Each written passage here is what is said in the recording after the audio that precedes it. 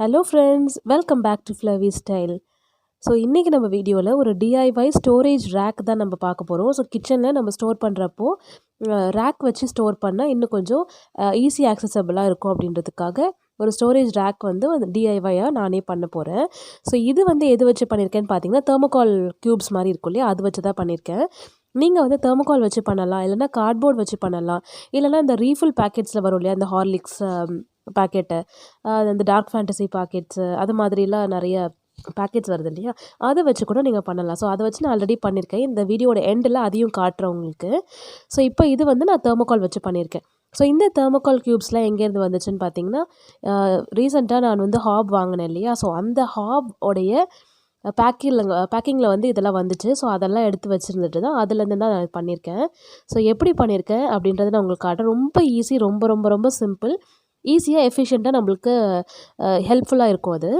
So பார்த்திங்கன்னா, இந்த மாதிரி 2 ஸ்கொயராகவும் ஒரு ரெக்டாங்கிளாக ஒரு க்யூப் இருக்குது. அது ரெண்டுத்தையும் ஃபஸ்ட்டு வச்சு காட்டுறேன் பாருங்கள். ஸோ இது மாதிரி தான் பண்ண போகிறேன். ஃபஸ்ட்டு ஒரு ஸ்டெப்பு, செகண்ட் ஒரு ஸ்டெப்பு. ஸோ இது மாதிரி 2 ஸ்டெப்பாக பண்ண போகிறேன். நம்மளுக்கு எந்த ஷேப்பில் கிடைக்குதோ அதுக்கு தகுந்த மாதிரி வச்சுக்கலாம்.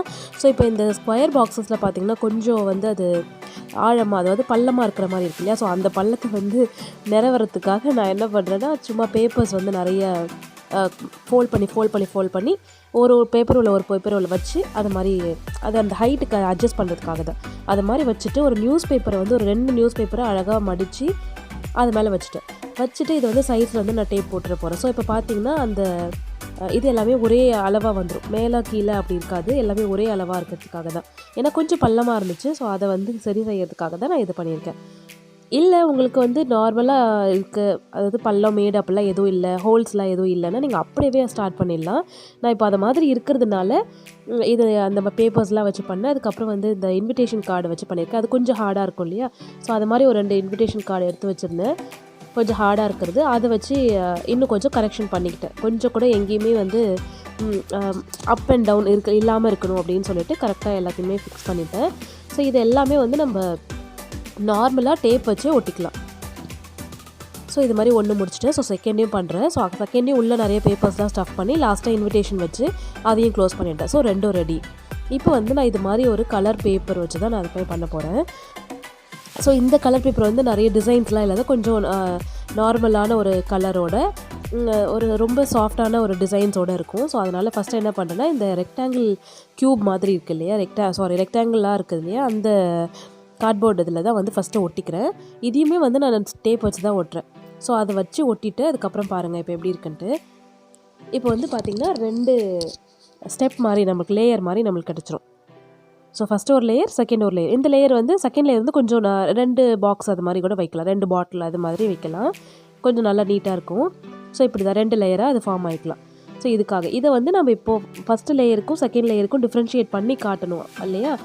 அதுக்கு முன்னாடி நான் என்ன பண்ணுறேன்னா, இது 2த்தையும் அதில் 8 நகராமல் இருக்கிறதுக்கு ஃபஸ்ட்டு ஒன்றா ஒட்டிக்கிறேன். இதை இல்லைனா 2 நவந்துட்டு இருக்கும், நம்ம தூக்கி வேறு எங்கேயாவது இப்போ நம்ம க்ளீன் பண்ணுறோம், நவுத்தி வைக்கணுன்னா கூட இது தனியாக அது தனியாக நவரும். அப்புறம் இந்த 2 ஸ்கொயர் பாக்ஸும் அந்த ரெக்டாங்கிள் பாக்ஸை விட்டு 8 வந்துடும். ஸோ அது மாதிரி இல்லாமல் இருக்கிறதுக்கு எல்லா சைட்ஸ்லேயுமே வந்து இது 2த்தையுமே நல்லா ஸ்ட்ராங்காக செக்யூர் பண்ணிக்கிறேன். இப்போ இது 2த்தையும் நல்லா செக்யூர் பண்ணி இது ஒன்றாக்கியாச்சு. இந்த ஒன்றை வந்து அந்த ரெக்டாங்கிளோட சேர்த்து அதையும் செக்யூர் பண்ணிக்கணும், ஏன்னா அதுவும் இதுவும் நகராகவும் இருக்கணும் இல்லையா. இதுக்கு என்ன பண்ண போகிறேன்னா, நான் வந்து க்ளூ போட்டு தான் ஒட்டுறேன்.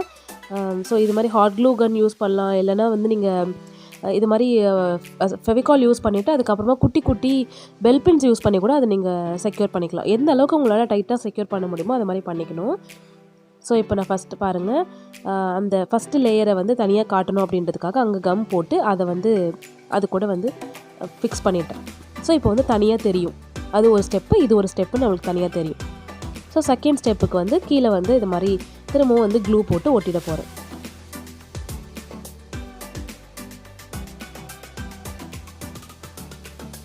க்ளூ போட்டு இதையும் ஒட்டிடலாம்.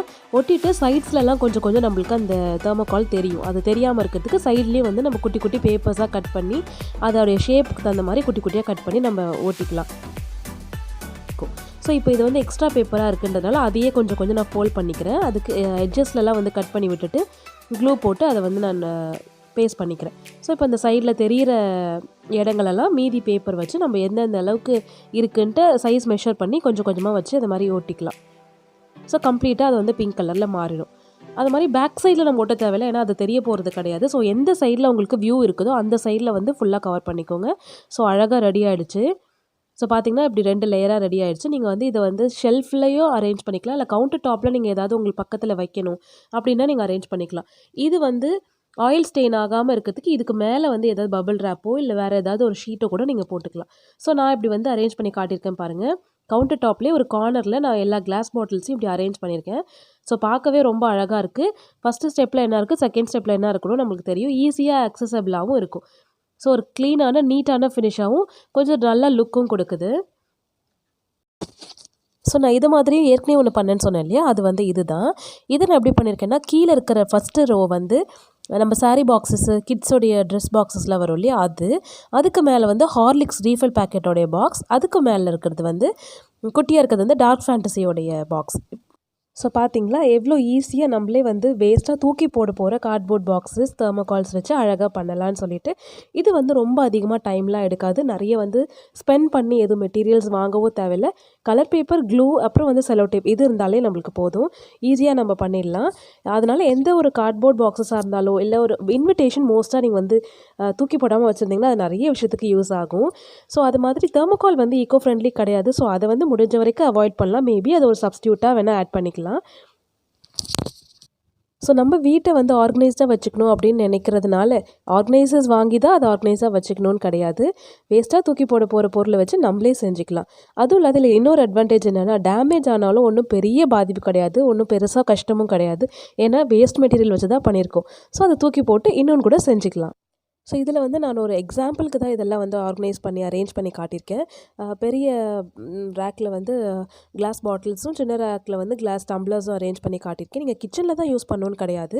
ஒரு ட்ரெஸ்ஸிங் டேபிளில் கூட நீங்கள் வந்து உங்களுடைய காஸ்மெட்டிக்ஸ் வச்சுக்கிறதுக்கு அரேஞ்ச் பண்ணலாம். உங்களுடைய குழந்தையோட ஸ்டடி டேபிளில் வந்து அரேஞ்ச் பண்ணிக்கலாம், இல்லை ஏதாவது ஷெல்ஃபில் நீங்கள் அரேஞ்ச் பண்ணிக்கலாம். ஸோ உங்களுடைய தேவைக்கு தகுந்த மாதிரி அதோடைய சைஸையும் ஷேப்பையும் வந்து ஆல்டர் பண்ணி யூஸ் பண்ணிக்கலாம். ஸோ இந்த வீடியோ உங்களுக்கு பிடிச்சிருக்குன்னு நினைக்கிறேன். பிடிச்சிருந்தால் லைக் பண்ணுங்கள். ஃப்ளவி ஸ்டைலுக்கு மறக்காமல் சப்ஸ்கிரைப் பண்ணுங்கள். நெக்ஸ்ட் வீடியோவில் பார்க்குறேன். அது வரைக்கும் டேக் கேர் அண்ட் பாய்.